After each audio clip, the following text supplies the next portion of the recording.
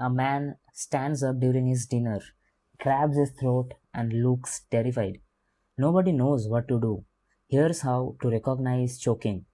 If a person can speak or cough, encourage them to continue coughing. If a person can't speak, cough, or breathe, treat it as a choking emergency.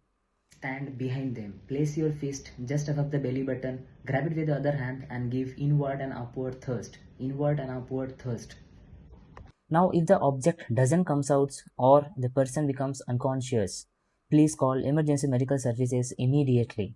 Now, follow me for more such real life emergency situations because when seconds matter, knowing what to do can save a life.